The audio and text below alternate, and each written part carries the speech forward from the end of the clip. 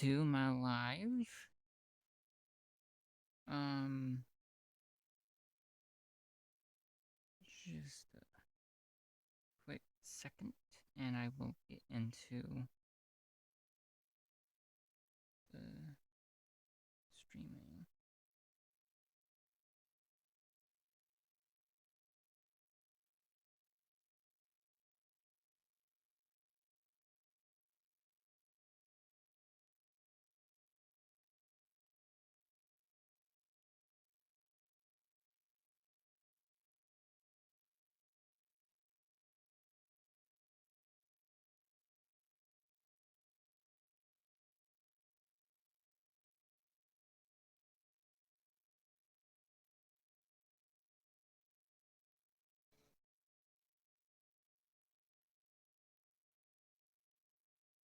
Okay. Um, that was loud. Hmm.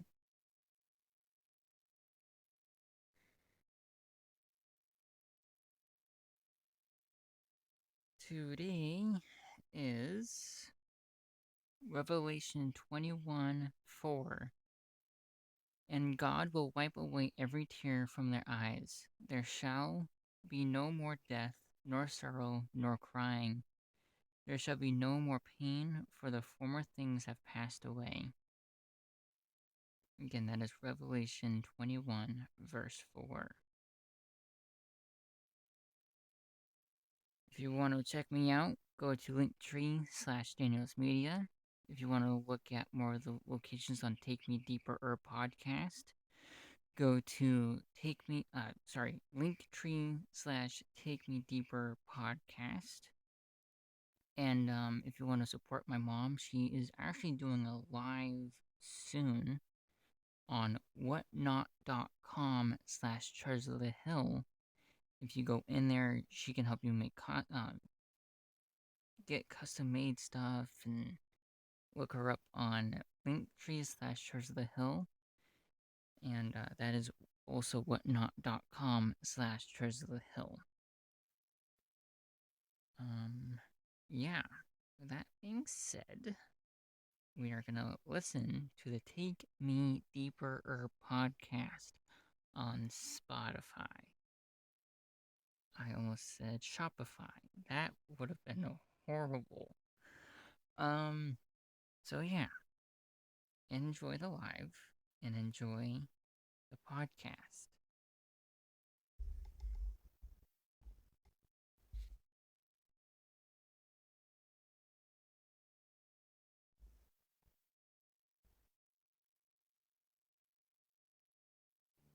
Jesus, won't you take me deeper into the very heart of God? Ooh, Lord, help me to know your will. Father, the strength to carry on, 'cause I wanna go when you send me, and I wanna be what you've made me. So may all of the other room in my heart bow down.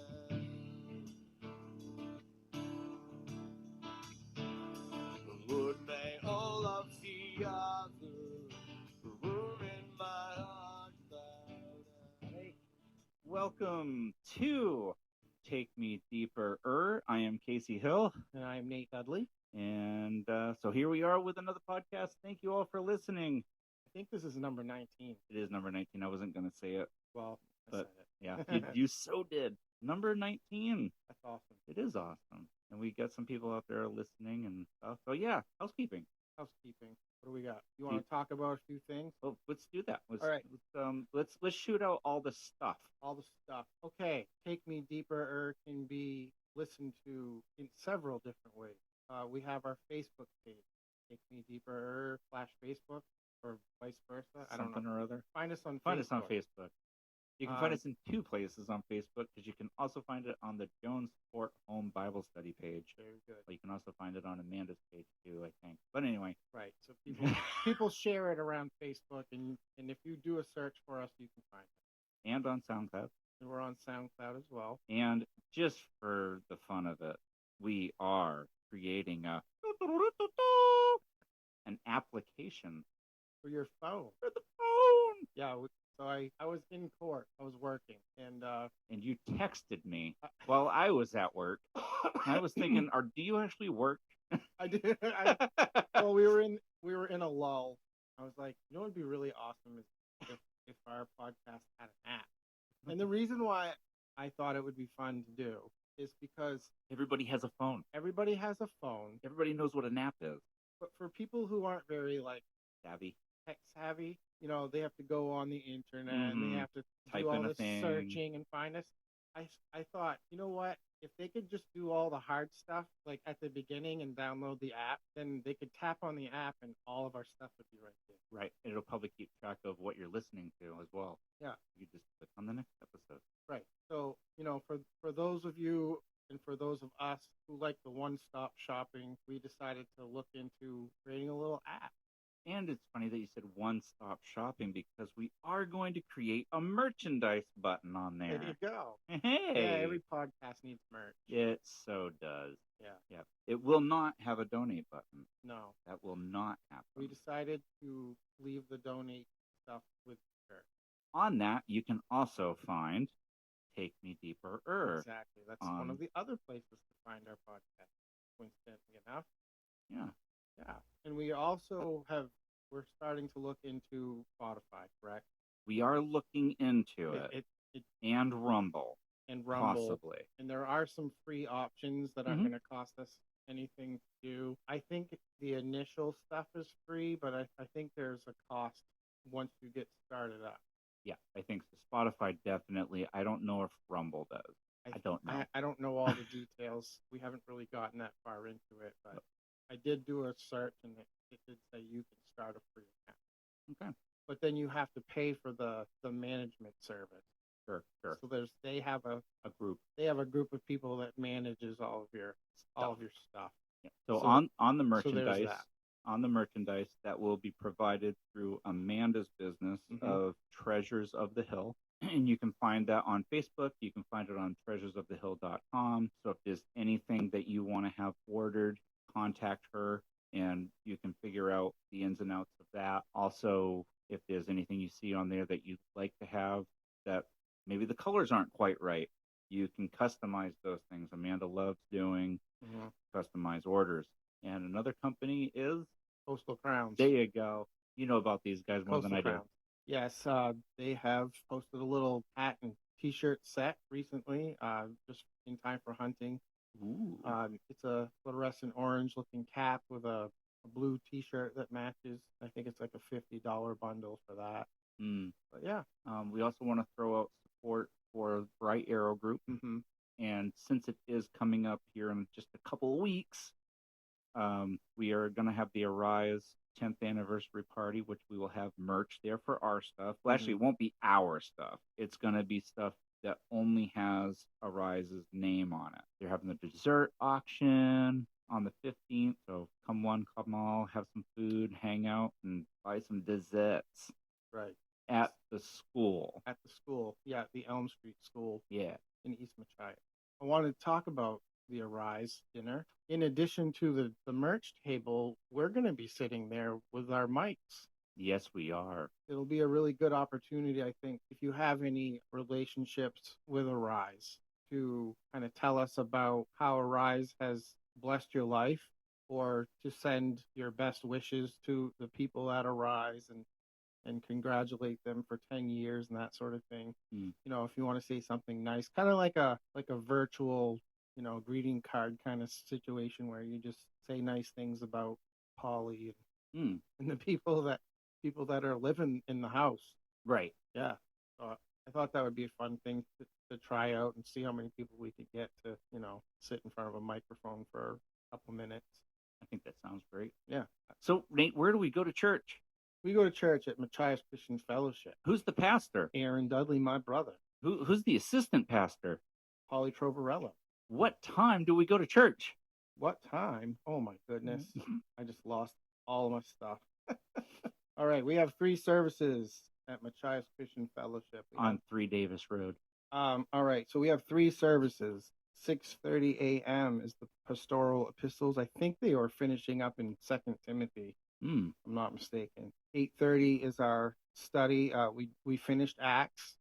We officially got he passed the torch on to us for Romans. Officially today, he did a little 10 I was going to say, what did he say? 10-second plug for our podcast. So what he said was, I'm skipping over Romans. We're going to start 1 Corinthians today. And he said the reason why is because my brother and his friend Casey are doing a podcast and they're doing Romans. And he said, so we're going to let them do that because that's just a lot of Romans for everybody if I do it too. And he said, besides, this is what he said, besides, he goes, I'll be able to go and correct anything that he got wrong. In 3 or 4 years. He goes, but it'll probably be 3 or 4 years, so no one will remember. Yeah. That's so great. What a jerk. We'll leave that in. Yeah, I'm the only one that can say that. True. Yeah. Yep. 10:30 service. 10:30 service, where we are studying the Psalms. Yep. And we got through 3 verses today. Yeah, we did Psalms 57, and we got through 3 verses. But that was because we had a guest. We had a special speaker, and that was fantastic. It was awesome. So great. Yep. I loved it. Let's see what else. Okay. Typically Monday nights at 7 p.m. is the Arise Addiction Recovery meeting. Wednesday we have our prayer service, which is at 5:15, and that goes right into the Wednesday evening service at 6:30, where we're in 2 Kings. Let's see. November 14th is the Grief Share meeting. So that'll be good. Getting through the holidays, hosted by our very own Casey and Amanda. Yeah. So that should be fun. I'm gonna come to that just to be supportive. Are you? Yeah. Oh, I already figured I was gonna do that. So all right. But we've lost someone in our family. You have lost someone in your family within the last year. So yeah. It's one of those. I have an excuse. Yeah. But I want to be there to be supportive of you anyway. I appreciate that. Yeah. And then, like we just talked about, coming up on the 15th of November at 5 p.m. is the 10th annual Rise Benefit Dinner and Dessert Auction. They said show up at 3 if you have food. Show up at 3 if you have food, if you're dropping off desserts for the auction. It's good if you have, you bring your dessert in, but you also need to have, a little description to go with it so that when they're reading it off. So they know what it is, so they know what it is and all that, all that sort of thing. Nothing super technical, just what is this? Whoopie pies with peanut butter frosting. Exactly. Something like that. November 17th is the Arise Potluck and Testimony Night. That'll be the Monday after the Arise dinner. And this isn't in the bulletin yet, but starting in December on the 6th, Aaron and Lisa are going to be hosting a marriage seminar for people who are single and are interested in the topic of marriage, for people who are in healthy marriages, and for people who need some work. So pretty much what you're saying is everybody. Pretty much everybody. My wife looked at her calendar, and we have something happening on that day, and we were quite disappointed. It was, we're gonna, and she looked, and she had. I think they should record it. I think that would be something to record and leave it on the website, and then anyone who comes in after who's interested in that, can still pick it up, because it's a curriculum, I guess, and they're just introducing you to it. Yep. Oh, I think it's going to be fantastic. And when I saw the schedule that we have, it was like, it's the last craft fair of the year, is what it is. Yeah. And that's from 9 to 1. So it is what it is. It is. I want to read this. I sent it to my wife so that I could have it.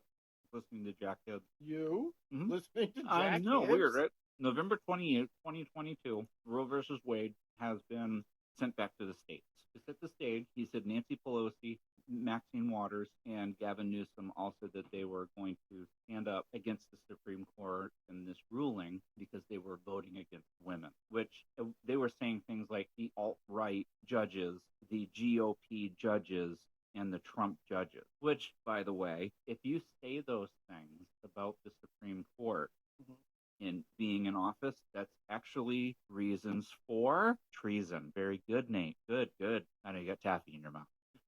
So those are reasons for treason. So anyone that wants to bring up whatever's going on with Donald Trump, whatever, we have people that are saying that we should stand up against the Supreme Court. The Supreme Court's total job is when a law ends up on their desk is they're supposed to read the Constitution and then make a ruling on, is this law that is trying to be passed constitutional? And if the Supreme Court says yes, this is constitutional, then it can go to a vote. If they say no, this law is not constitutional, it's dead. Okay, that's the whole point. That's why we have checks and balances, to protect everybody's thoughts and votes and make sure that things are done correctly. So you can't just pass stuff. You can't just pass stuff. You just can't expect the populace to follow laws that.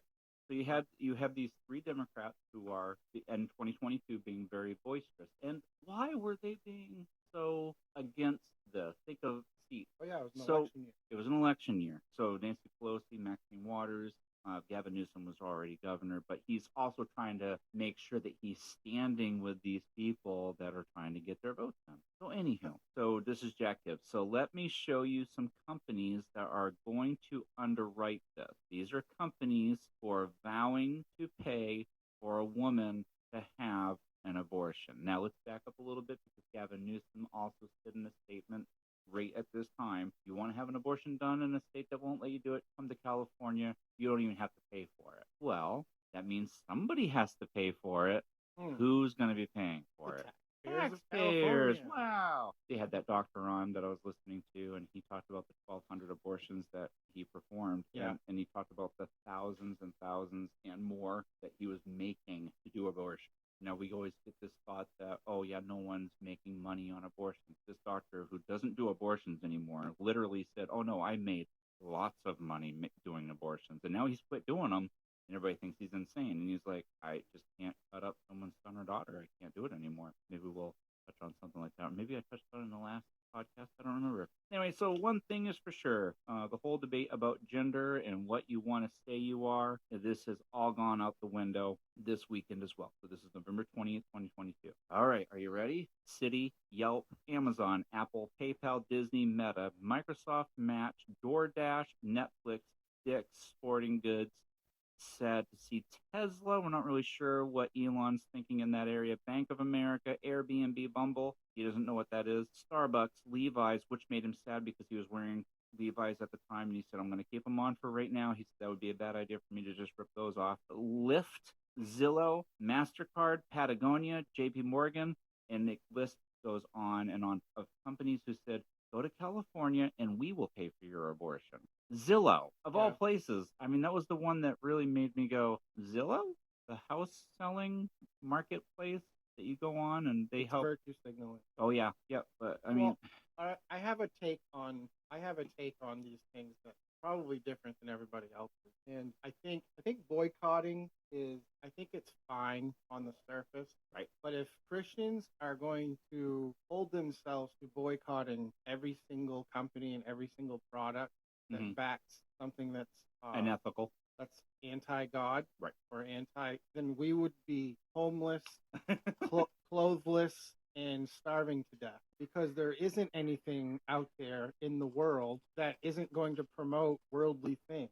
Right. So I get it. Yeah. I mean, there are companies out there that are trying, like you've got Patriot Talk, and there's also companies out there that are blatantly satanic. Sure. Like, Target is selling a clothing line to young kids designed by a Satanist, like Proud One too. Sure. Yep. And it's all like, it's like girly looking clothes for boys and, boyish looking clothes for the girls. Sure. Very, very confusing. And you can't tell me that we're not messing up a little kid's mind.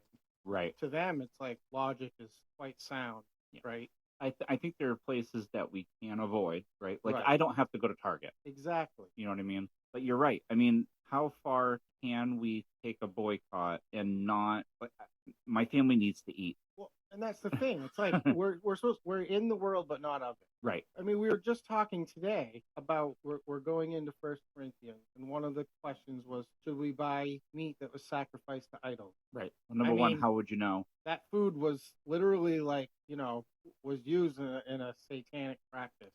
Oh. And and now we're gonna go and buy it and eat it because it's cheaper.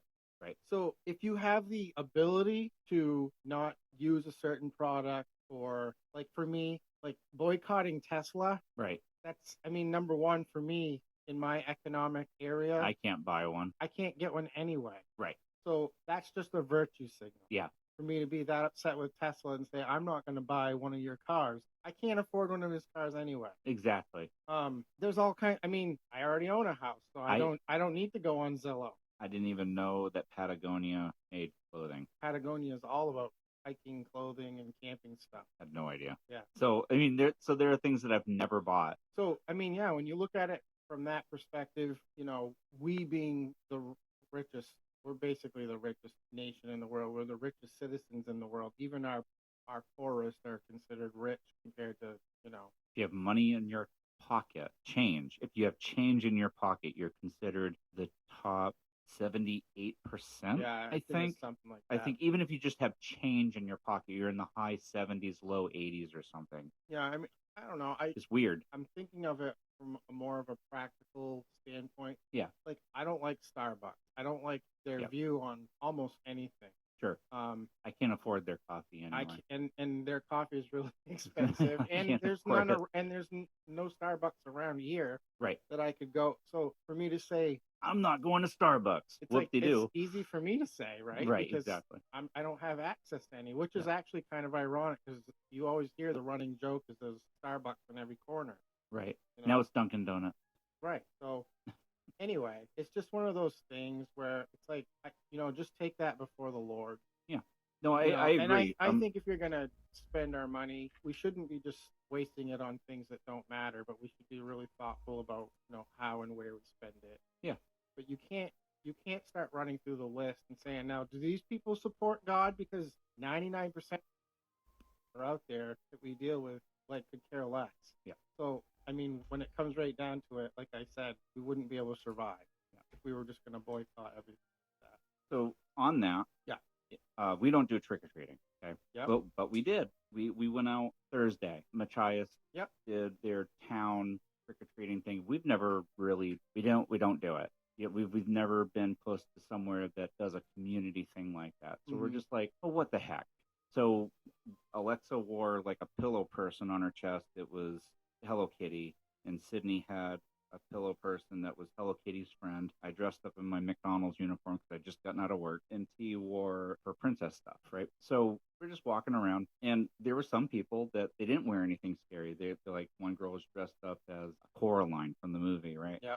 But then there were some people that were dressed somewhat inappropriately, and it's like, we're gonna go this way so we can get around them. But anyway, Amanda was looking, and there was a guy who said, if you consider yourself a Christian and you even go to the Halloween aisle in Walmart and buy a bag of candy for trick-or-treaters, that candy has been prayed over by witches. They go through all the aisles, and I'm like, how do you know that? Well, I'll counter that. There's a regular candy aisle. So if you went and got regular candy, do they pray over that too? I'm so confused. Greater is he that is in me than he who is in the world. That's what I'm saying. And we weren't here. Kids didn't come up through here because it was super dark. There was nobody coming up through here. So I passed out candy at the local library down here. We had a bucket full of candy, and I was passing candy out. I didn't pass out a tract. Oh boy, I didn't do that. I just found kids and said, hey, I've got a whole bucket of candy. Do you want to take some of this? My kids don't need it. And the parents are like, what? I'm like shoveling candy into these kids' bags. But, so if we were to do trick-or-treating at our house and have people come by, I want to put like a screen outside with a projector and play a movie and have kids be able to come up and sit and enjoy a movie for a half an hour or whatever while they're drinking juice and eating a brownie or something. You know what I mean? Like, do something with the kids that are coming up through. That'll be a couple years down the road. It's something I've always wanted to do. It was Ken Graves who said just passing out a piece of candy and maybe a tract is, even if they don't read it, if you're pouring those things out and you're being hospitable with the kids and things like that, parents see that kind of thing. So he's not against that. He doesn't like some of the demonic things that take place when it comes to Halloween. But I think it's the same thing with the boycott. thing? Like how far do you take? Well, I can't wait until we get to that chapter in Romans. Okay, we'll see. Because it's going to talk. It talks about your personal conviction and your spiritual maturity. Right. And it talks about freedom in Christ. And I won't spoil it. Yeah. So if people want to listen, they'll have to wait. Absolutely. But that's one of those topics that I get real intense with it. I really do, because there's a lot of things. I think it's just the way that my upbringing, things that I saw and heard growing up in a Baptist church. Right. And it's like, we're learning about grace, and since we started the study. And I don't remember a lot of grace growing up. Like, it was not a concept that I had ever heard of. Right. So it's one of those things where I think when it's time to start delving into that subject about personal convictions and that sort of thing, we have to read it in the light of grace. Because we can humans just love arguing about we can argue about the color of paint. Right. We can argue about anything. What is that called? And it's just being contrary. Yeah, there's another word I'm looking for. I don't know. I usually hear it as some form of profanity. You're being a beep. Yeah, because you got traditions and you got things. It turns into a what? It's a legalist. It's legalism. That's the legalism. Yeah. That's exactly what. Yeah, that's you're right. Exactly the word I was looking for. That's exactly what it is. Because, like I said, we took the kids out and we didn't, there was no hocus pocus or anything like that. Yeah. T found a stuffed animal. There was a thrift shop just after the bridge. You go around to the left, and there's this little shop, and they had books and they had stuffed animals. And T found a blue Peep stuffed animal, and it was the greatest thing she'd ever found in her life. She showed it to every single trick-or-treater that went by. Not even kidding. She showed it to McCoy when they got down to the Potter's Hand down there. And yeah, so when we were at McDonald's waiting for our food, they had a bowl of candy, and one of the managers let her take a piece of candy. This is the first place where they got their candy and where they got their costumes. They didn't know they had costumes. She spins around and she goes, "This is the greatest day of my life." Like, I don't know. But like I said, we didn't do all the "ooh, someone's coming to get you" or hocus pocus or any of that junk. Yeah. It was just, let's just walk down through and see what people have and see what this is all about. We got to see the firefighters. That was really cool. So it was more just kind of like, let's take the opportunity to see the people in the neighborhood and whatnot. So it had nothing to do with the occult, right? So, but yeah. Anyway, I just wanted to get your thought on that, but really, well, that's my thought. Kind of pinpointed off from the original thing with the boycott. I mean, it's kind of the same thing. I know, we kind of, are we boycotting Christmas? Are we boycotting Resurrection Sunday? Are we went from abortion to But yeah, I mean, it is, and I know it's a hard thought for some people.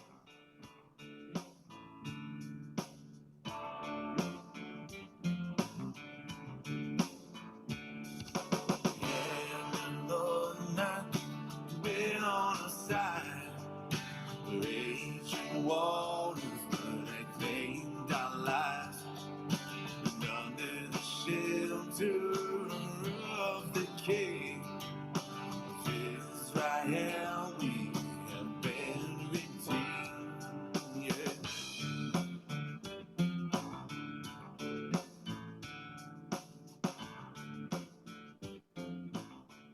We are in Romans chapter 5, and I want to say that verse 1 starts with therefore, and Will Cass would always say, when you see the word therefore, you have to see why therefore is therefore. I think he stole that from Joe Foch or something. I don't know who he stole that from. Yeah, I heard it from Ken Graves. So are you okay with me reading Go ahead. End of chapter 4? I'm going to start in 23. Now it was not written for his sake alone that it was imputed to him, but also for us. It shall be imputed to us who believe in him who raised up Jesus, our Lord, from the dead, who was delivered up because of our defenses and was raised because of our justification. And I had Amanda write a disclaimer on my bumbling of the word imputed and value and things, because I thought that I didn't quite get that thought out right, because I went down a really deep rabbit hole of my own after that podcast.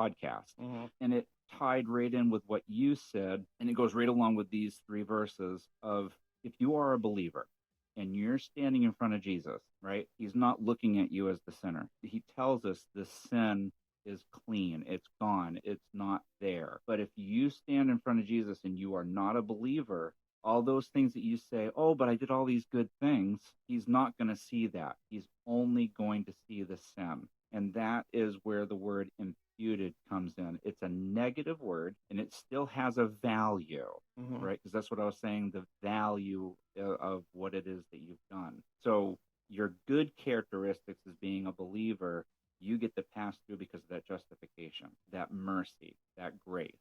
But if you are not a believer, that is still on you. And you cannot pass through those doors with that bad characteristic on you. Right. So verse 1, therefore. All right. Romans 5:1. Therefore, having been justified by faith, we have peace with God through our Lord Jesus Christ, through whom also we have access by faith into this grace in which we stand, and rejoice in hope in the glory of God. And not only that, but we also glory in tribulations, knowing that tribulation produces perseverance, and perseverance character, and character hope. Now hope does not disappoint, because the love of God has been poured out in our hearts by the Holy Spirit who is given to us. I'm going to stop right there. Do it. So yeah, thank you for reading what the therefore is there for. It's always good to go backwards, guys. It is. So the first verse says, therefore, having been justified by faith, we have peace with God through our Lord Jesus Christ. And in my notes, I was directed to a passage that kind of fleshes that out. So in Ephesians, Paul writes about Christ our peace. Ephesians 2, starting in verse 14, says, for he himself is our peace, who has made both one and has broken down the middle wall of separation. So we talked about when the veil was split, right? That wall of separation, he broke it down. Having abolished in his flesh the enmity, and we talked about that too, right? Way back in Genesis 3, right? There was that conflict between Satan and his plan versus God and his, and how we're caught in the middle with that. Okay, having abolished his flesh in the enmity, that is the law of commandments contained in ordinances, so as to create in himself one new man from the two, thus making peace. So we're gonna go into, in chapter 5, it's going to talk about through one man sin entered the world, and through the sacrifice of another man all the sin was forgiven and dealt with, if you believe. So I'm really excited to get going through this. So that's peace with God, what we just read about. And it talks about how we also have access by faith, right? Faith. Without faith, we talked about this too, right? Without faith, I mean, all of those works, I mean, what good are they? They're just like just doing good for your fellow man. It's great for the horizontal, but what does it do for the vertical stuff? What does it do for the spiritual stuff? Right. And that was a note that I had on that verse, is righteousness based on faith, access to the Father is open. Righteousness based on the law, access is only based on your works. Right. And Paul has been just hammering that point for 5 chapters, that works are good, right? Yeah. I mean, all of the disciples and all of the apostles and all the writings that we can find, even Jesus, works are good. We're not saying, hey, don't do works. That's not what we're saying. But over and over again, how many times does Paul say, if you believe in the Father and you believe that Jesus died on the cross for your sins, right? You want to do the works, because the desire is to please God. Right. Before that, the works is just, you're hoping that this work right here, this is what's going to get me in heaven. How many times do people say that? Exactly. Oh, you did your one good deed for the day. And boy, I wish that was. And we read last week that God is not going to be indebted to anybody. He's not going to be owing us anything. He already did it all. He did all of it. And so it's our. So we can't do we can't live our whole life like Mother Teresa. Right. I'm not going to say where her heart was at, because I don't know. Right. But even with somebody like her, you move to India, you take care of the orphans for your whole life. Right. That's awesome. It's awesome. That was super awesome. I mean, it's a practical way to express your religion and your love for God. Yep. But if you don't have faith in the one who saved us, right, then all that work was great. All of it is for nothing. Yeah, right. All it's the just works for the works look like works, but it's. I mean, I hate to say that, but yeah, I know it's rough. I mean, I'm using an example that most people know who Mother Teresa is, and would probably want to shoot me for saying, how dare you speak against her? Yeah, exactly. And So, we're not. I'm not. We're not. I'm just saying, we don't somebody know. as nice as her, as caring as her, and someone as devoted to God as her, could have been doing it for the wrong reasons. Oh, absolutely. So there's that part of it. So I was listening to Chuck Missler, and he's passed away a few years ago, but he was kind of me and my brother's introduction to what does the Bible say about all the supernatural stuff. Like that's like where he likes to be. He was doing his study in Romans, and if you listen to the Blue Letter Bible, one of the audio commentaries is his. And he talks about how Romans 1 through 5 was basically the whole point of Romans 1 through 4 was to put the Jew, the moralist, and the absolute pagan Gentile all in the same plane. So that's what Romans has been about up till now. It's just it's putting us all on the same level. Yep. You don't have special rights and privileges because you're a Jew, right? Mm-hmm. You, even though you're a Gentile and you don't have the law, because we said without the law, you're not breaking the law if you don't have it. Right. But then you've got the moralist who is doing good. He's doing the good works to like be able to approach God, and that's just religion. So Paul said, none of that stuff. It doesn't matter. Right. Like, we are all on the same level. We're all sinners. There's only one way to get rid of all that sin. Go ahead. Well, I just finished my study in Romans chapter 9. Mm-hmm. So between verses 6 through 9, okay, I'm just going to read it, I guess. But it is not that the word of God has taken no effect, for they are not all Israel who are of Israel, nor are they all children, because they are the seed of Abraham, but in Isaac your seed shall be called. That is, those who are the children of the flesh, these are not the children of God, but the children of the promise are counted as the seed. For this is the word of promise, at this time I will come, and Sarah will have a son. So Chuck Smith points out that just because you have a connection to Israel does not mean that God acknowledges you as one of his people. Children of God have a desire for him, and today, unfortunately, even Jews are politically left. And I added those because that was something that was brought up by another pastor, or actually like 3 pastors, just talking about the same exact thing, that just because you're a Jew, it does not mean that you're protected. So you're living, if you're living as a Jew, you're living under the law. You're living under works, because you have to do what the law says, or you're not going to be counted righteous in their eyes. Mm-hmm. But it doesn't cast you any protection. Right. And we know from doing all of the studies through the entire Old Testament, even the prophets say this law is not going to profit you anything. How many times did the prophets have to say sacrifices is not what God desires? Right. It's sacrifice of your heart. Mm-hmm. Anyway. All right. So let's get into, verse 2 says we have access into this grace in which we stand and rejoice in hope in the glory of God. I mean, that's looking forward to the future when we finally are face to face with God. Which we just talked about. It is true. When you get a bunch of believers together, when we start talking about heaven, we start talking about all the people that we're going to see there. Some of the conversations we're going to have, and all the things that we want to do and say and all that. And then it always turns back to what we're going to be able to like look at Jesus for the first time, somebody that we've only ever read about. And that's just, I mean, that's awesome. I've been fighting this in my head for a long time. I think as believers, we do another discredit. This is awful, because I've heard it so many times. So our first son passed away. We had a couple of miscarriages. Daughter passes away. And yes, it is true. I'm not discrediting that this is a true statement. They're in a better place. That is true. But in the moment of going through that grief, as consoling as someone is trying to be about that, because as a parent, the best place for your children to be is where you can see them, right? But also as a believer, we know that once the children pass out of our hands, they're not ours. I mean, they're on loan, right? They're right. being loaned to us. Right. But that being said, I've heard believers say it to non-believers. They're in a better place. They're in a better place. Don't say that. Are they? Right? I mean, we don't know that. If it's a teeny tiny child, yes. But if they were old enough to make a decision, don't open your mouth about that.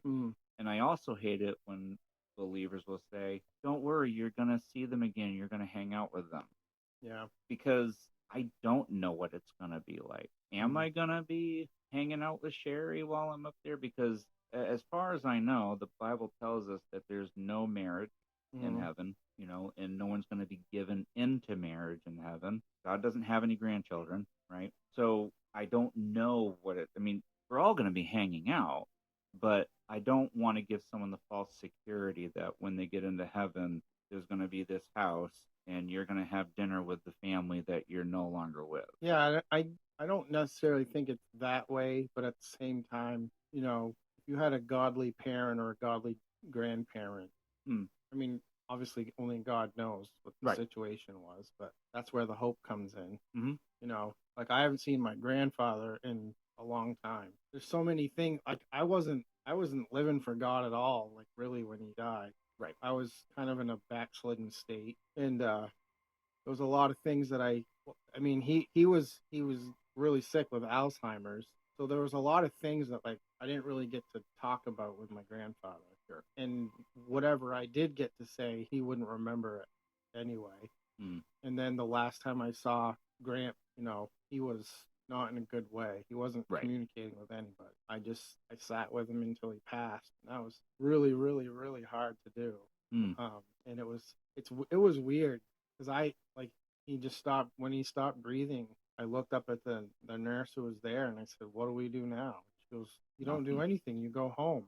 And that was that was like the most, like, I don't know. I don't even know how to explain the feelings that I had. Like I was there as a representative of my brothers, because I think Aaron was trying to get there and he just couldn't free himself up. And I don't remember why John wasn't there, but I was there, representing the brothers. It was me and my uncle Joseph were there when he passed away, and I just it felt weird driving away. Yeah. I was just like, and then I was like, well, he's not there. That's not really him anymore. And it was such a weird experience. And I say that just to say there's conversations I've always wanted to have with my grandfather that I never got to say. There are moments like that I look forward to having. And at the same time, like, you know what I mean? Like going and talking to King David. Right. That's just, and like some of those people that are in the Bible that didn't have names. Right. Right. Like those lepers. Yeah. Remember? Yeah. They come out of the city, and all the armies were out there. Like, was it the Amorites? I think so. So they're all like sieging the city, and then all of a sudden now they're gone. They got wind of something, and they're out of there. And then they left everything behind, and you got these 10 leopards that are just gorging themselves and hiding all the loot. And they're like, "What are we doing? The whole city's starving to death, and we're acting all greedy, and we can't take any of this with us." It'd be cool to talk to those guys. Yeah, but like I said, I have no idea how any of that's going to work. Yeah. So I just hate it when, especially unbelievers, when they're like, "Well, when you get there, it's like you have no freaking clue." I have no clue. And I mean, I don't know. Sometimes It's hard because I was in a conversation with somebody and they were asking about their dad, and it's like, does that mean my dad isn't in heaven? Yeah. You know what I mean? Yeah. I'm like, I am not the one to answer that question. Yeah. Number one, I wasn't there. I don't know. I don't know if there was like a secret conversation between him and God right before he passed. I don't know. Yeah. Which is why it's so good to handle that business now and not wait. until the very last minute, because you might not get that last minute. It was my grandfather's funeral, my dad's dad, when the pastor said that my grandfather loved the Lord, and I just slunk into my seat and couldn't wait to get out. The room became so quiet. It was like, shouldn't have said that. Shouldn't have said that. You know, and then when my mom's mother passed away, you know, actually it would have been my dad's mom first and then my mom's mom. When my dad's mom passed, she had actually started going to church with my mom's mom. I mean, we were thinking like, okay, end of the world is happening in 5, 4, 3. You know what I mean? It was so weird. And I spoke at her funeral because the same pastor spoke at her funeral, and I just had enough, you know. And I had a whole thing written out that I read part of Job, and you know, talking about our hope and all the different things there. And then I spoke at my mom's mother's funeral too, and both of them were believers. It was so much easier to, you know, get up there and just say, we know we're going to see them again. I just don't know what that means. Yeah, you know? I mean, like, what does it? I mean, yeah, I mean, we're going. When I pass away, when you pass away, when whoever passes away, all believers, we're going to see each other again. But I don't know, like, what? Yeah, are we going to be doing a podcast up there? I don't think so. I'm going to be too busy dancing with Jesus, I think. I don't know. I have no idea. Well, we'll have plenty of time to figure it out. We got barbecue. I know that much. Yeah. That giant briquette's going to be waiting. Which totally rabbit trails me off into thinking there are animals in heaven. I'm already rabbit trailing. Of course there are animals in heaven. How are they going to make that giant brisket? Right. That lamb, man. It says that there is a sacrifice that's cooking. Yeah. Yum, yum. And there's wine. There's I mean, wine. not that I'm looking forward to getting, you know, slosh. It's different kind of. It's a different kind of wine. Different kind of wine, right? Yeah. You know, but God, you know, Jesus said, "I'll drink this wine with you again." Yeah. You know, hey, on the other side of all this. Rabbit trail. All right. Why did they break the cups? At the in- men's in the- conference. Because they're not glass and they're the disposable communion cups, and it's obnoxious, is what. Is that the? I thought there was a reason behind it. No, I don't think so. I just think someone did it once, and then People just started doing it. people are followers, and then it became a tradition. Because I thought about it where Jesus says, I will not drink this with you until it's new in heaven. So I thought, You're spiritualizing it. well, I started thinking like, well, gee, you know, this is not going to be the cup he drinks in. This cup doesn't matter. Right. It's going to be a new cup. Yeah. How do you get a new cup? Got to break the old one. So I started thinking about it that way. It was just curiosity. Yeah, I don't know. I was expecting it to be something really cool. It's an interesting thought, but I don't think it's that spiritual. All right, well, break my bubble. Oh, sorry, Take that rabbit and shoot it, and they'll eat it later. I love rabbit. I made a really good rabbit stew a couple years ago for my brothers. We watched this old cowboy movie. I'm telling you right now, it was so good. I have never had rabbit. It's excellent. Well, someday I'll have rabbit. Somebody will be like, "Hey, I'll make it again. I'll do it again, and I'll invite you over." Verse 3. Okay, and not only that, in italics, that is in italics. So he probably just said, and not only. But we also glory in tribulations, knowing that tribulation produces perseverance or patience. But you know, you have to think in the first century, there was a lot of persecution in that day. You know, Christians were getting rounded up and taken off to Rome, or just executed wherever they were. You know, you were putting your life on the line to agree with the way. It didn't have the effect that Rome wanted. You know, every time they killed Christians, it just spread more. You know, God was really using people, and if you read Fox's Book of Martyrs, there were some pretty miraculous things that were happening during these executions. I want to say it was Polycarp. You know, they were doing something like they had him tied to the stake, and they were going to burn him. They set the pile of wood on fire, and then they cut his throat or something, or they stabbed him, and like all of his blood sprayed out and put the flames out. Yeah. It's like they kept trying different ways to kill the guy, and he was just like, I'm not ready to die yet. And it was just like every time they tried to get him, like something would happen. Yeah. And he just wouldn't die. It like converted a whole bunch of people in the crowd. They did eventually. They did get him eventually, but stuff like that used to happen where, you know, somebody was burning. I can't remember who it was, but somebody said, if the flames are bearable, clap 3 times. You know, and he did. And there were other people who like sang hymns until they couldn't sing anymore and that sort of thing. So, you know, you think about what the early church had to go through, you know, just to be called a Christian, you know, to fight that fear and to continue on and preach the name of Jesus, knowing what that means in that time. And then now let's bring it back to us. You know, we in America, we've had a pretty good run. You know, one of the freest nations in the whole world. There's been spells here and there. Yeah, spread out. When you think of persecution in the church, it's like it's mostly stuff that name calling comes up. Frequently. It's like you might get spray painted. You know, your building might get spray painted. It's broken window. It's nothing that's you know, nothing that's like too bad. But now we've got, you know, Charlie Kirk. That was a real eye opener for a lot of people. You know, like that guy he might have been a right winger, but no, I'm just saying, like, there was a political reason.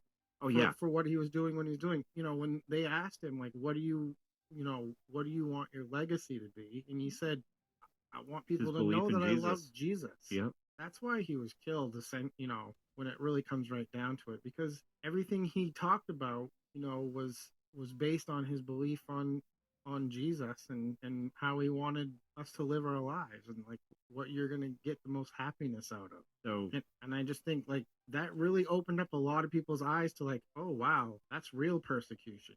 So on that, go ahead. The United States President Donald Trump on Saturday, he has ordered the Pentagon to begin planning for potential military action in Nigeria as he stepped up his allegations that the government is failing to rein in the persecution of Christians in the West African country. So say whatever you want. I could read this whole article. I'm not going to because I'm sure it's a political opinion. I like reading a headline and like the first few lines of a thing. So Christian persecution in Nigeria, I think they've killed somewhere between 220,000 Christians in the last 20 years, I think it is. And it's really ramped up in the last couple of years. And Donald Trump said, I'm done with that.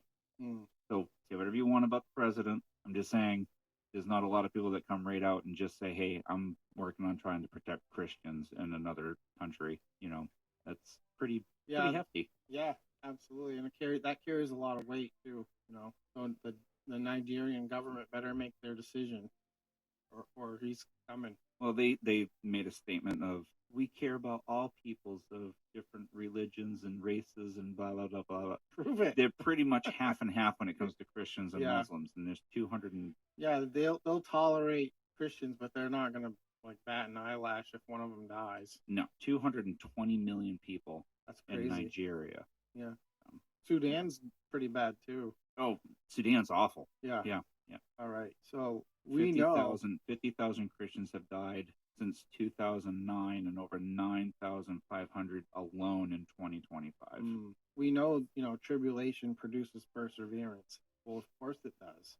Absolutely. You know, because if you're aware of the stuff that's coming, you're going to try to get away to someplace safer. And you really have to, you know, it goes on to say perseverance leads to character. You know, you really have to steel yourself. You know, not robbery, but like the metal. Like you have to make certain commitments about your life and certain statements, you know, about what you believe, what you're going to do and how you're going to do it. If you love Jesus and you know that somebody's got the bullseye on you, you know, this is not a time to be wishy-washy. There's one of two things that you can do. Yep. You know? Yes, no. Exactly. That's a very binary decision. And I think, especially in today's day and age, this is not a time. This is not a time to be wishy-washy about it. This is certainly a time to put your mouth where your money where your mouth is. That's the expression. I know that's the expression. I was trying to think of something else. You know, I don't know. It doesn't matter. No, I get you. But are you being real in this? I mean, how many non-Christians? I used it in the Bible study last week. Ian was there, and I said, because we got through the middle of John chapter 5. I don't know if we, yeah, but I got to the point where it said, I don't have it in front of me, but I brought up about how two very secular people, one of them being Penn from Penn and Teller, who said that he likes the fire and brimstone people better than the people who don't share their faith that much. Yeah, I saw that one. He's like, I would much rather, because he said, if you have the answer. He wants people with conviction. Yeah. And I was like, wow, but he respects it because that person wants me to believe. Mm-hmm. He said, but the people that are wishy-washy or come really light, he's like, is this urgent? Yeah. He like, said, you don't care enough about me. Yeah. Because I'm going to hell. Yep. So. And the other guy was Gene Simmons. Yep. on a live podcast, not a podcast. It was just like maybe FaceTime live or on his Twitter account live or whatever, and he said, some random guy walked up to him and said, I want to give you this. And he was he didn't parade or anything like that. He's like, hey, Gene, I wanted to pass you this. And he goes, and I take it, and it's a Bible. Yeah. And he said, I just want to let you know I'm praying for you. And I hope there's a guy who has a channel on YouTube, and that's what he does. Yeah. And so he opened it up, and he said, and he goes, I'm not going to read it to you. He said, this is his letter to me. And he turned it around so you could kind of see the words, but you couldn't read it. And he said it was just a personal letter to Gene Simmons, and it had the guy's signature on it. And then on the other page, there was a Bible verse written right out for him and where it was. And he goes, I don't know why this man gave this to me. He said, but this is one of my prized possessions now. And all I could think was, he's a Jewish man, yeah. Right? I mean, but he didn't throw it back at him or anything like that. And I think a lot of times delivery, man, it's everything. I think it people, really is. Well, I think people are afraid to be laughed at. But you got Penn and Gene Simmons, two very secular people. I mean, Penn is an atheist. Oh. Hardcore atheist, and he respects a person who will just come out of the woodwork and try to tell him about Jesus. And Gene Simmons almost cried when he had this Bible handed to him. Yeah, I'm just saying, people probably aren't going to make fun of you as much as you think they are, and if they do, oh no, they made fun of you. Come on. I mean, come on. You have your health, right? Right. Yeah. I mean, you think about Peter and John. They get wet. Wet. They do. And they go running back to that upper room. Back. And they're jumping around all giddy. Yeah. Because they had the opportunity. Guys, guess what just happened? We were allowed to get beaten for Jesus. And everybody's looking at them like, okay. They told us to stop preaching in Jesus' name, and we said no. And we're going to go right over that building over there and we're going to do it again. What are you guys doing here again? Yeah. Well, I mean, if you think we should stop, that's up to you. But yeah, right. Verse 4. So there you go. With perseverance, character, and character, hope. So, when you know your life is on the line and it can be taken from you at any time, that's all you got left. Yeah. Hope. Yeah. Man, it's like, I think you said it last week, if I live my whole life trying to be moral, doing the right thing, helping out my fellow neighbor, and it turns out all of it was for nothing, at least I can die knowing that I was a good person. Right? Yeah. But if I am right, what does that imply for you? Right. Right? Because this verse takes me on a personal rabbit trail. That's the theme of the day, huh? Yeah. Paul Jenkins. Did you ever run into him? Jackson Laboratory. I don't know. I don't think so. He was a room lead. I said something. He asked me if I was going to be finishing a particular project, and I said I hope so, because I had the thought that I was going to finish. And he goes, "There is no hope, only do." And I was like, "Bro, you are not Yoda." And he's like, "Well, hope doesn't exist." And I said, "Really? Then why is the first movie called A New Hope?" And he just kind of looked at me, and I went, "Without hope, there's nothing. Because without hope, I'm not doing this job." Yeah. He couldn't understand but he was like, "No, there is no hope. There is only do." I said, "You don't do anything without hope." Right, because you're You expecting. wake up in the morning and you're and hoping. I step outside and I'm rabbit trailing. No, but it's true. Your fault. It's true, because without hope, then what's the point? What's going What's the on? point? Right? If you didn't have any hope for tomorrow, then you wouldn't care. Like, there wouldn't be any point to do the dangerous thing or the sketchy thing or the thing where you're like, everything inside of me is saying that's a bad idea, but God says I need to do it. Yeah. Right? Well, how many times has Aaron said, like, to everybody else on the outside world, when you step out and do something, they go, "Wow, that's insanity." It's because you're trudging forward with the idea that the Lord has this thing for you. Without hope, you don't do anything, and so you would become stagnant. You'd be sitting there doing nothing. Right. I mean, what's the opposite of hope? Worry? It would have to be fear. Fear. It would have to be fear and worry. And yeah. Aaron talked about I've never thought of it before. I've always heard it's either fight or flight. But he brought up a third one. He brought up freeze. If there's no hope, you would just freeze up. Yeah. You wouldn't move. Right. Right? I think so. If you had no hope, man, I've not lived in a hopeless state before. I mean, I lived in a life before Jesus, but I've never lived in a hopeless. I would think that there would be no flight, because the response for flight would be to run. But if you have no hope, I mean, you're not running, right? Yeah. Because what would you be running to? You would have to still have a little bit of hope that where you're running is a safe place to go. I don't know, man. I'm so confused. Yeah, I mean, there's a lot. I've never really thought about that before. There's a lot of. I mean, hopelessness leads to suicide. Right. You know, and I think you are kind of running there. I guess so. It's like, I don't want to face this future that I'm presented with, so I'm going to go and subject myself to an even worse one, potentially. I don't know. It's hard to get inside the mind of somebody who's lost all hope. Yeah. It really is. Yeah. But to have someone tell you right flat out, right to your face. I mean, this is the same guy that one day he was walking along, and I don't remember what I said, but he said he was Jesus. Something about walking on water, I think. And he literally said that he was Jesus. He didn't say he could walk on water. He literally said, "It doesn't matter. I am Jesus." And I was like, if my salvation depends on you, I'm screwed. Yeah. I literally said that. Yeah. And people were like, "Oh, I can't believe you just said that." I'm like, well, if he's Jesus, we're in trouble. You're gasping at that and not the fact that he's calling himself Jesus. He just called himself Jesus. Like, you know what I'm saying? Yeah. Like, at this point. What are your qualifications? So, but anyway. All right. So, verse 5. Now hope does not disappoint, because the love of God has been poured out in our hearts by the Holy Spirit who was given to us. And that is so true. We can't muster up hope. No. Hope doesn't come from us. Nope. Hope comes from God. Yep. And he's the one that's talking to us in those quiet moments when we're praying and when we're meditating on him. It's the Lord. Yep.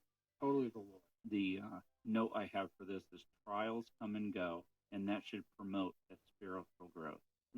And that's, we were talking about, the perseverance and character. Yeah, you go through the trial, right, and you come out different. And that spiritual growth is going to be that new character that builds out. Right. And then, because you've gone through the trial, because you've persevered, because you've created a new character, there is a hope that character is going to grow, that strength is going to grow, that you're going to have a little more courage to either face the day or share your faith. Yeah, I think we can say it like, before, whenever I was experiencing something difficult, I would get stoned. Right. Because number one, I didn't want to be thinking about it. So I would get high and try to change the subject, right, in my own mind. Right. And then when I got saved and those same things would come up, the difference is I was still present and I was dealing with those things. Yep. And I was like reaching out to people to pray with me and to give me advice. And, that is a complete change in my character. So those are the things that I was learning, the older I got in my relationship with God. Yep. Will Cass put it this way. He a long time ago, he had a crappy vehicle, like a crappy pickup truck. I remember that. And he was on antidepressants. Mm-hmm. And he was going through some stuff, just trying to figure out, going to a doctor, and the doctor's like, look, we're going to give you this medication, and this is going to help you process what's going on. So he drove his crappy pickup truck to a gas station, got into his truck and sat down with the gas station coffee, and he took a swig, and he looked at himself in the mirror. And I remember he said this right during a sermon. He goes, I looked at myself in the mirror and I said, this coffee tastes like crap. This truck I'm driving is a piece of crap. My life right now is a piece of crap. This medication's not working. He said, it's not the medication. I need to change some things. So he went to his doctor and he said, I need to get off these medications. And they're like, yeah, but they're helping you. He goes, no, they're not, because my life still sucks. I don't need your medication. I need to change my outlook. Yeah. I need to change what I'm doing. He said, the medication is not going to change what I'm doing. Now, that is not a call for anybody to stop taking your meds. Don't do that, okay? That was Will Cass. That was one person's realization that they finally got to a place in their own life where they said, this is not helping me. Now, if you're in a place where you do need that kind of help, please make sure that you're doing the things that the doctor has you doing. But that was just for Will Cass. Well, it makes me think of David. My wife did the same thing. David but... again, right? I've said it before. David was probably the most bipolar person in oh my the Bible. Goodness. And I'm not just saying that to be funny. Yeah. It's like you could literally Solomon was pretty. You could see the mood swings in one psalm. Yes. Right? He was always talking to himself, like, oh, my soul, why are you so disquieted within me, right? Yep. He's ticked off about his enemies and how they're trashing God and how they're chasing after him all the time. And by the end of the psalm, he's like, woohoo! You know what I mean? And it's like, you can't tell me that ain't bipolar. But there's something going on. They didn't have medications like what we have now. I'm sure they would chew on a leaf or have some kind of tea, and it would do chew on a stick. Something like that. But they had medicine. They just didn't have it the way we do, and probably not in the concentrations that we have it in. But I'm just saying, like, if a guy can recognize that he's feeling depressed, yep, and he can talk himself out of it, mm-hmm. It's not impossible for the rest of us to do the same thing. Right. And honestly, like, when people are feeling depressed, Pastor Ken used to say the same thing. Go help out people that have it worse than you. Yep. Go help people that have it worse than you. Go work in a soup kitchen. And that's what he said. Go work. He goes, go work at the soup kitchen. Yep. At, the Good Shepherd Food Bank or whatever. And yep. He goes, you feed a couple hundred people who have it way worse than you, and you'll realize I'm just being a sissy. Mm-hmm. Like, I'm throwing a pity party for myself, and it's really not that bad.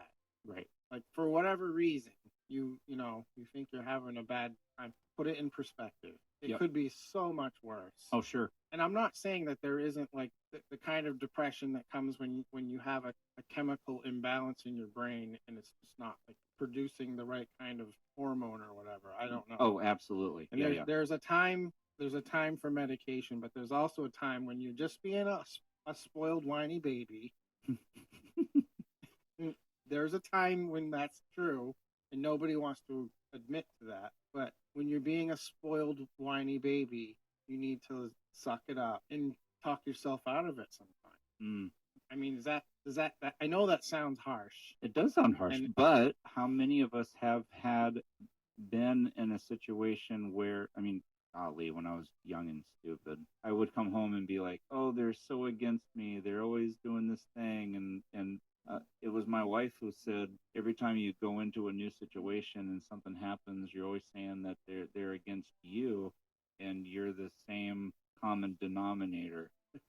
Oh, that must have been real hard. I'm telling you, man. That was like, excuse me? You're the common denominator? Yeah. So, I had to start thinking a little bit like, okay, maybe it's not just me. Then she started seeing things, And she was like, yeah, that's not just you. Yeah. When I was thinking a certain way, but then she started seeing things and she's like, you should probably address that. And I'm like, what are you talking about? Because I wasn't even thinking about it anymore because I was just like passing it off. And she's like, nope, you're being taken advantage in that situation, or whatever. When I got in, and I'll even say, like, when I got into Denny's, it was one of those first times that I realized, like, oh, people do actually respect you when you do your job. Yeah. As weird as it sounds, I mean, the working world is so weird because the people that go in and they do their job and they do it really well, it's like, the people you work for notice that. And then they're like, hey, you got a loyal employee who does a good job. Let's give him more responsibility. Yeah. And then they start giving you more and more to do.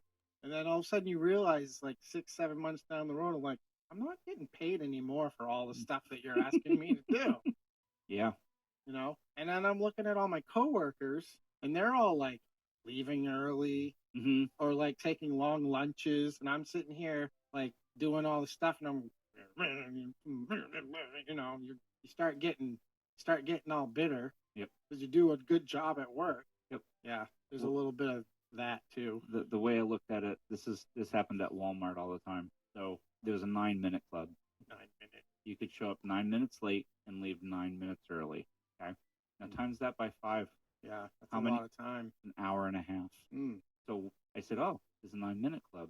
So I started showing up 9 minutes early and staying at least 9 minutes late. To make up for. So at the end of the week, one time, I got pulled in the office. Hey, you had overtime. And I said, you didn't send me home. They're like, well, no, that's up to you. And I said, okay. Okay, I got it. So I'm on the cleaning team, sweeping the floor at the end of the day on purpose. And I'll run into a manager, usually the store manager or the co-store manager in front of my coach boss. And I'd go, oh, hey, I got to go because I got to clock out in like 1 minute. So here's my broom and I'll see you guys tomorrow. 9 times out of 10. Oh, yeah, no, you can finish this up right here. And hey, when you're done, can you also go sweep down through toys? I sure can.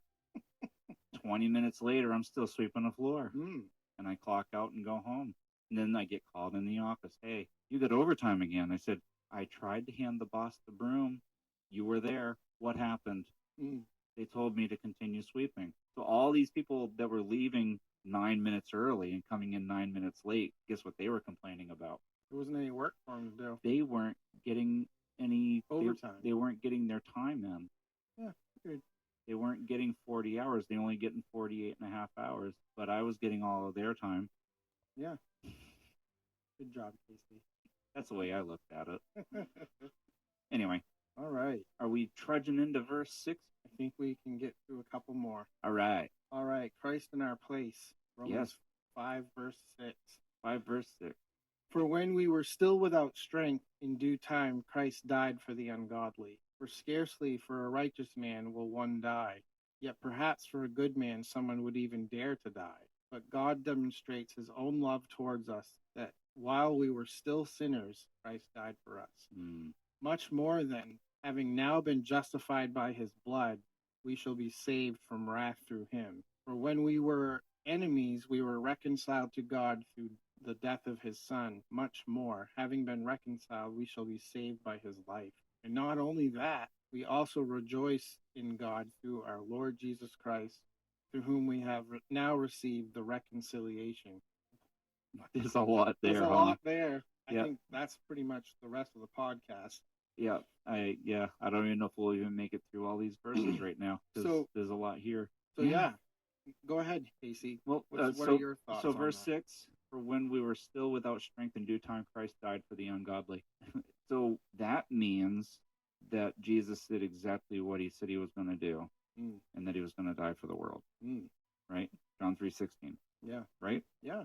So yeah. What do you think it means when it says in due time? Like right when it was supposed to happen? Like right when it was supposed to happen? Yeah. I mean, like sometimes when you say in due time, sometimes people will say in the nick of time. Yeah. Right? Just like, in time. Oh, he was just in time. And that makes you think, doesn't it? Yeah.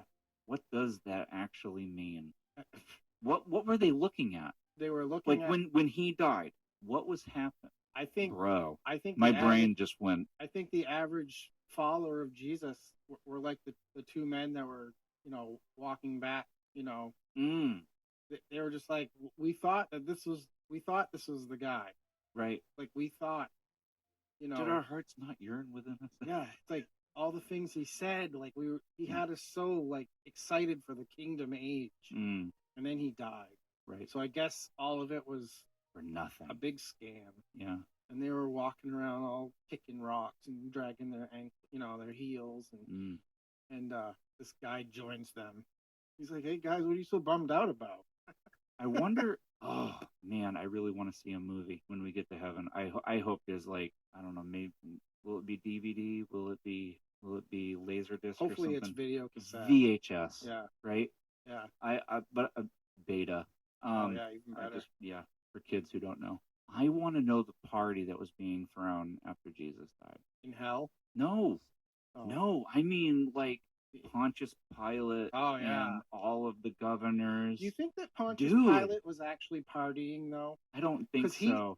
That guy, I think he probably hid himself away for a little bit. I do too. Because he didn't. Herod was probably having a party. He didn't want to really have anything to do with Jesus. He did not. Like, no, he wanted to pass it off. You can tell by the way he was questioning Jesus. Yeah. He's like, this really has nothing to do with me. Who are you? Yeah. And what is truth? Yeah. Like, come on. Yeah. And then he gets that note from his wife. Mm-hmm. She's like, don't have anything to do with this guy. Yeah. And he's like, looking. I wonder if he locked his doors for 3 days. Yeah. Hey guys, I'm really tired. I'm just. Well, what do you think? What do you think he was thinking when the earth went totally black? That's what I'm talking about. And then there was like, that centurion who was standing at Jesus' feet, and he said, "Surely this was the Son of God." Holy cow! When like all of a sudden you've got like celestial events going on, people coming out of the grave, big earthquake, and all of a sudden like people are walking out. Hey, Bill, haven't seen you in 6 years. Looking good. I know. It's like pretty sure you're not supposed to be walking around. You're not supposed to be here. What was in my eggnog, honey? Yeah. What 3 days, right?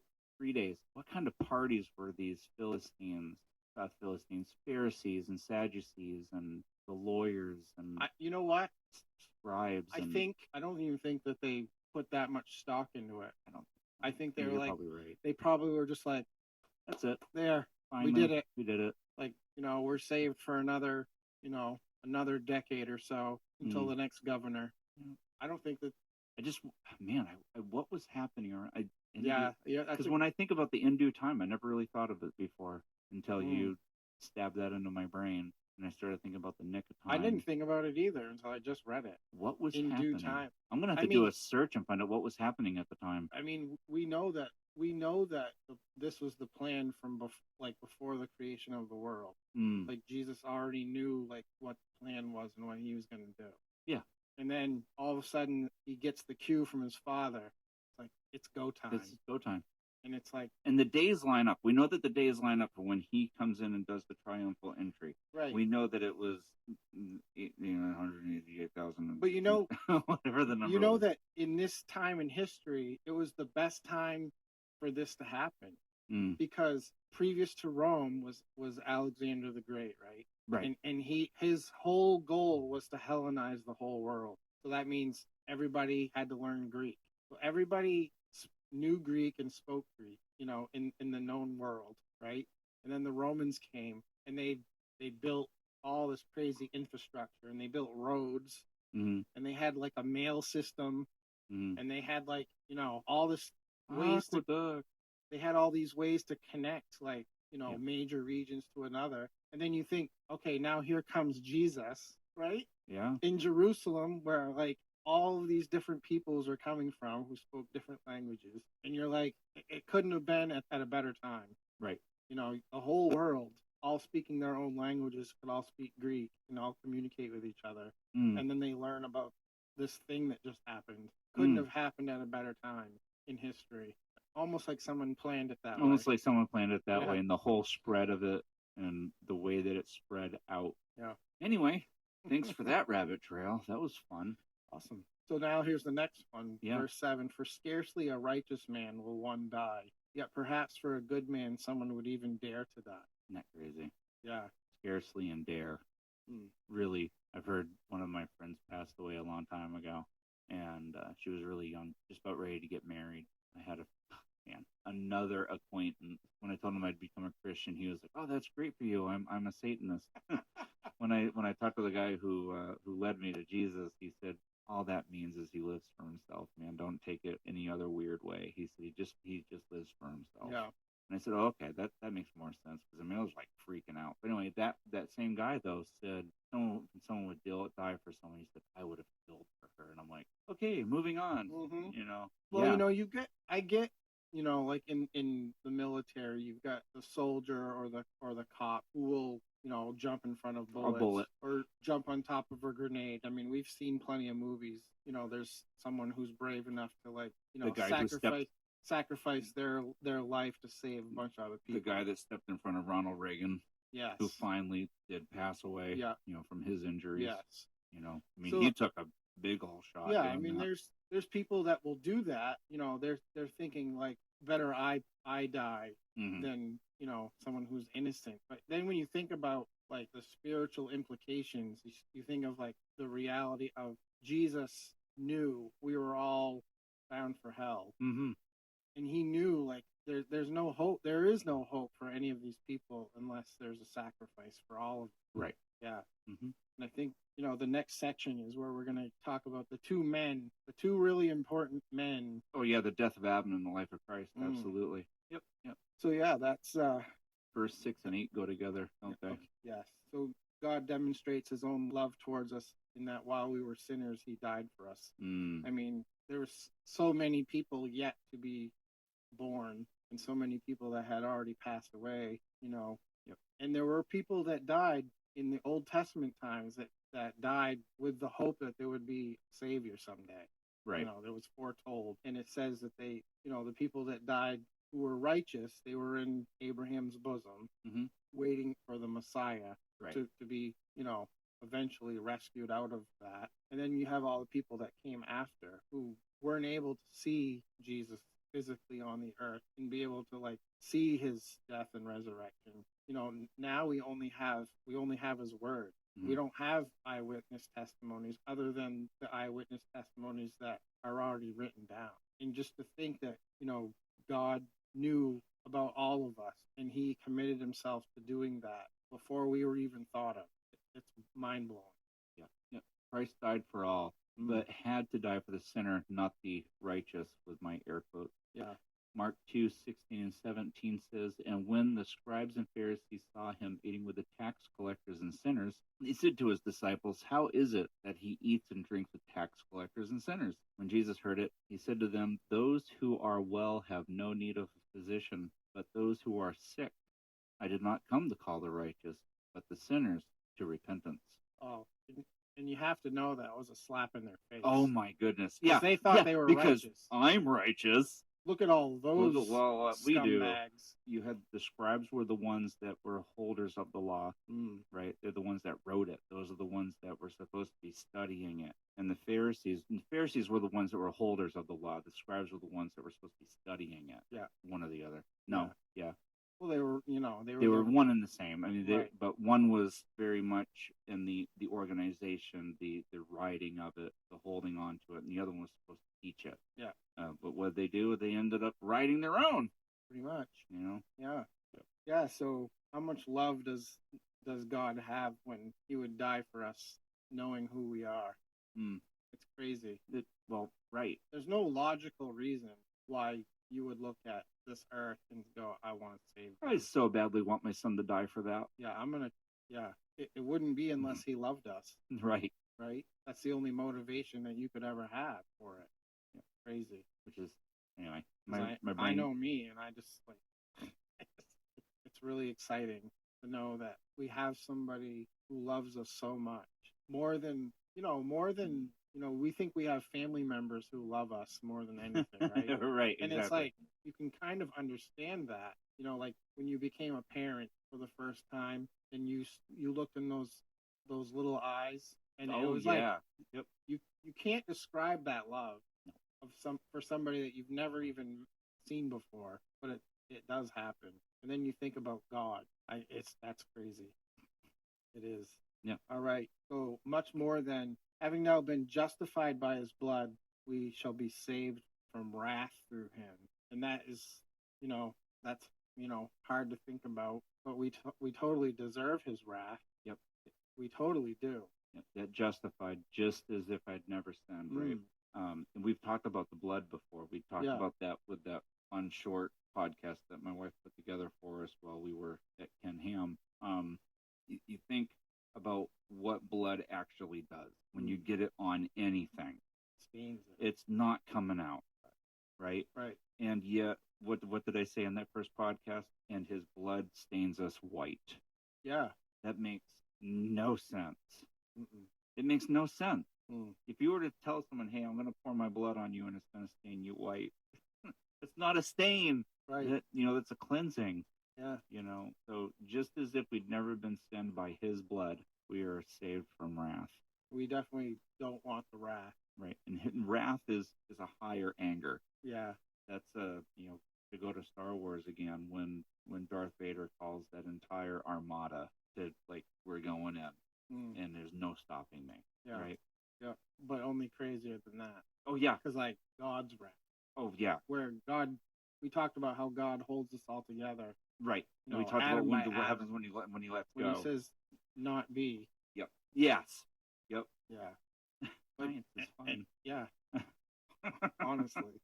So, and it goes on to say, for when we were enemies, we were reconciled to God through the death of his son. He made a way for us to approach God with no barriers in between. Like all of the wrong we've ever done is just sketched. It's wiped away. Right? It's wiped away, and now God no longer sees our sin. He sees what Jesus did. He sees the righteousness of his son. So we can actually walk right up to God and look him face to face. Where the Bible always says you cannot look at God and survive, right? But now we can, and that's an amazing thing. We were sinners, and he reconciled us to the Father, and then our relationship is full in his death. Which also doesn't make any sense if you were to talk to a normie about it. My relationship is full because that person died. What? But Jesus said he had to ascend. Yeah. I have to leave here. I have to die. I have to go, because if I don't, then the helper doesn't come. Yeah. And then I can't come again. And honestly, we've talked about this before. Unless you have the Holy Spirit living inside of you, these concepts are just impossible to understand. They're just black and white. It's just like they don't make They're any just sense. words on a piece of paper. It just doesn't make any sense. Yep. It sounds crazy. Yep. Sounds like you guys are nuts. Yeah. All right. Not only that. And not only that, we also rejoice in God through our Lord Jesus Christ, through whom we have now received the reconciliation. So we just talked about that. We just talked about that. Yeah. I mean, yeah. Now there's a way. There's a way for us because of what Jesus did. And he doesn't see us just as children of God. Now we're sons and daughters and brothers and sisters. And I call you friend. Yeah. How about that? That's crazy. There's a proverb that talks about he who treats his servant well will have a son in the end. Right. Yep. And that's an awesome verse. Yeah. I think Will Cass quoted, I think it was Joe Foch who said, I can't remember now. It was someone that Will always quoted saying, I get that God loves me, and I get that God can use me, and I get that God died for me, but I don't get that God calls me friend. Because of the life that they had lived before. They were just like, I get all the other things. Great. He loves me. He died for me. Awesome. I don't deserve to be called his friend. Yeah. Like, because to love somebody, you show that action of how you love someone. Right. So he understood that. You talked about stepping in front of a bullet for someone who's on your force or whatever. Totally makes sense. It's a whole nother thing to look at someone and say, that's my friend. That's my brother. That's my sister. That's awesome. Yeah. I think It that's is all we're going to get 4:01. We are going to stop right there, folks. That was sweet. We did all of our housekeeping at the beginning. Yep. We did a little bit of gabbing at the beginning. Yep. We did the bulletin. We did the things. We did all the things. The only thing we didn't do is say what the email was. I just remembered that. I wanted to bring that up. Oh, did you? Why? I did. Well, we have a new email. I haven't even looked because I don't ever see any. Wait a minute. Where am I? Here I am. Here you are. You're right across the table from me. So the email is takemedeeperpodcast@gmail.com. And we got an email from someone, and he asked a question. Here's a question I recently heard. Why is it that in the Old Testament, some laws no longer apply today while others still do? Ooh. And my answer to that was, well, which laws are you referring to? Right. And he said the moral law versus the ceremonial law. Yeah. So that was something that we were touching on. I think it was the last podcast about how, the 10 Commandments is the moral law, right? And it's never okay to kill. It's never okay to steal. It's never okay to lie. We should be holding God in the proper place, right? We don't make idols. We don't worship, the false gods and call him God. There's all of that in the moral law, right? Those are the things that never change, like all across time and humanity. Like those are the things where it's like people experience guilt if they break that law, even though they don't know necessarily what the law is, right? When you murder someone, 9 times out of 10, unless you've got something really wrong, you're going to try to hide the fact that you did it, and try to get away with it for as long as you can before the, law enforcement catches up with you. But then you have that ceremonial law, which is what we were talking about, how the religious leaders of the day, they had certain ordinances and things that they had to do. And we talked about how it was a picture of Christ to come, with all the, the ways that you had to clean things and the ways that things had to be measured out and all that. And then all of a sudden the Jews were like, they were adding things on because they were like, if we can be this righteous, then we can be more righteous. And then they were just loading, weights on people that nobody could do it, and you had a bunch of condemned feeling, they just people that didn't feel like they could live up to the standard of the religious leaders. So that's really it. And then we get into the book of Acts.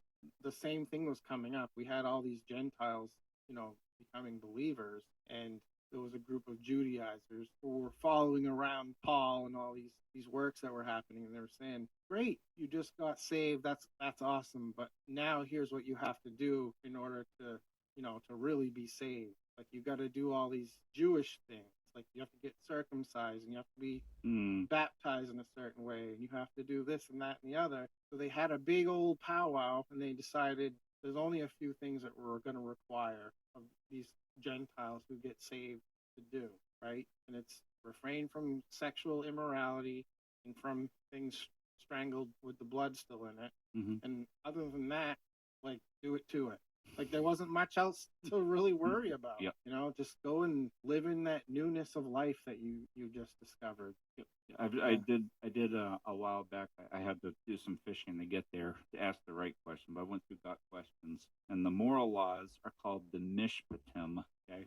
And that is said to be based on God's holy nature. The ceremonial laws are called the hukim, or the chuka in Hebrew, which means the custom of the nation. Statutes. These laws seem to be focused on the adherents' attention on God, instructions on regaining a right standing with God. So because Jesus died and leaves us with the moral law, because you can't break the moral law, but because Jesus came and he said, the way to be righteous is to come to me. That's why the ceremonial law is, I don't know a better word to use other than abolished, because the ceremonial laws were to make you clean so you could stand in front of God. Jesus does that. You no longer have to follow a ceremonial law to cleanse yourself. When Jesus did that. Jesus came, died, washed us clean with that believing in that blood, right? And before, they didn't have that. All they had was animal sacrifices. And it was fake. I mean, it was real. But it symbolized. But it was a symbolizing.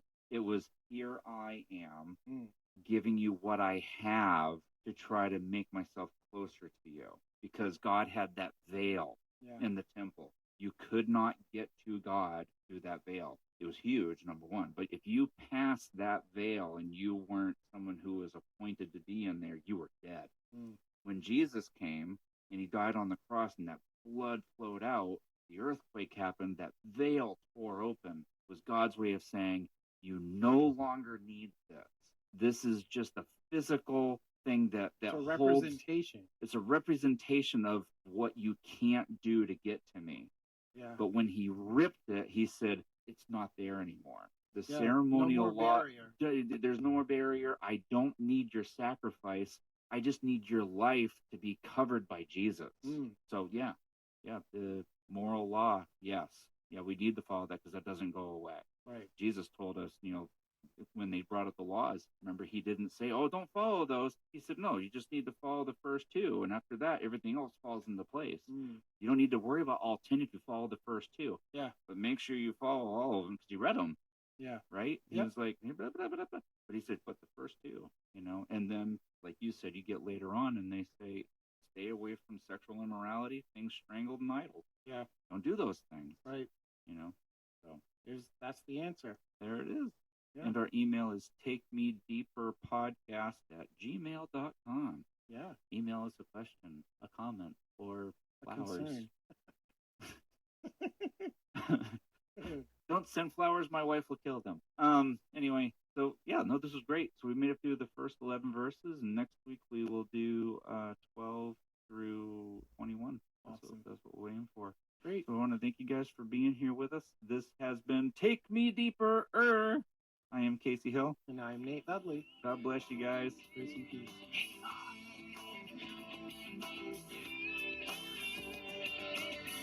You're meant to be, like I come in the storm. You shared your love with me. Undeserved, like a darkened cloud that brought no ladder rain until your hand of love mended what I had torn. Sweet Messiah, come and rescue me. Holy, triumphant King of majesty, honor and power, glory be to you. Jesus, take my heart. Lord Jesus, take my heart. Lord Jesus, take my heart and bring me to my knees.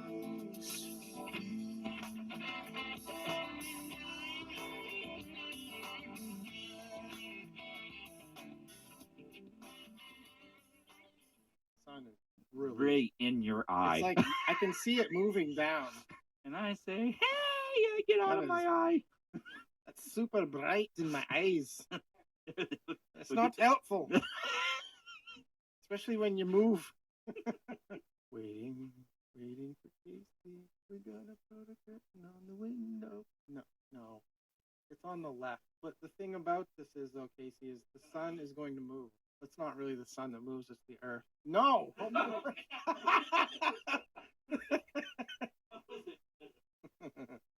Put it all the way to the edge. All the way. Nope. A little bit. I guess right there. You need a curtain. Alright. That's fine. As long as he's standing there, that's fine. Well, you'll have to have that for next time. We're in the winter months now. Stupid time change. Yeah, so Jesus. That's it for the podcast. I'm gonna finish this game out and then I'll head off. I don't know when the game will end because my game is so stinking slow. So just enjoy me failing at this game because how slow it is. And maybe on the way I'll kill some people. And fail at throwing things.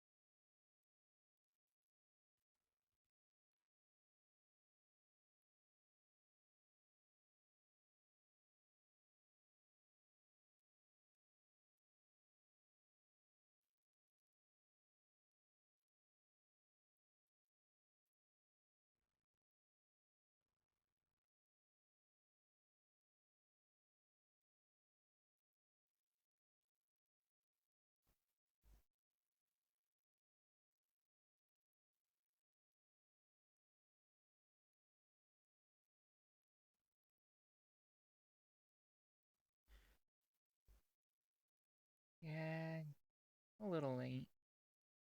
I'll probably have like another 30 minutes left in this game, to be honest.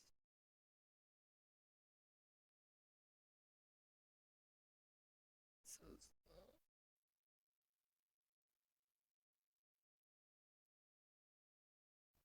If you want to watch the live No Kitty, it'll be on Twitch, on my Twitch, and on my YouTube.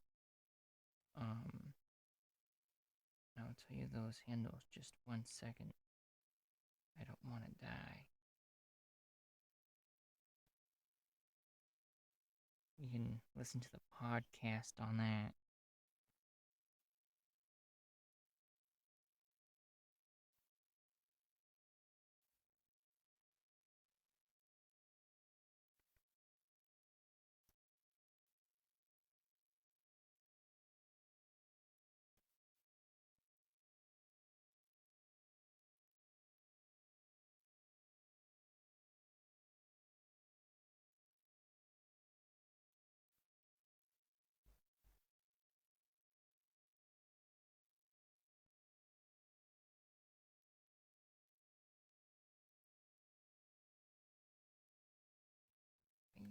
I was ready.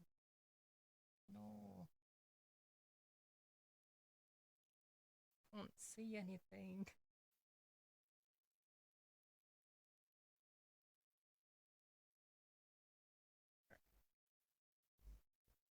Well, I'm dying here.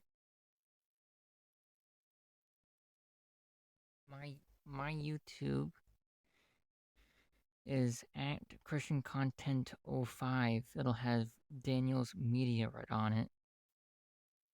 So it'll be up there tomorrow morning. And then my Twitch is Jesus First Player, and it's gonna be right on that.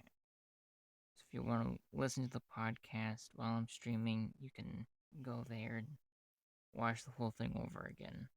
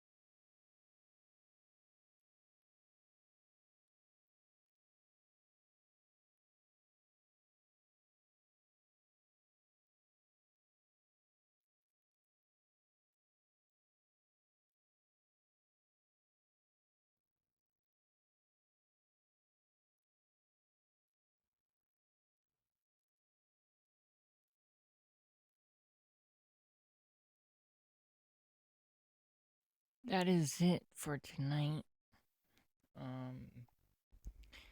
I'm gonna be streaming tomorrow morning and streaming tomorrow night, so it's gonna be busy.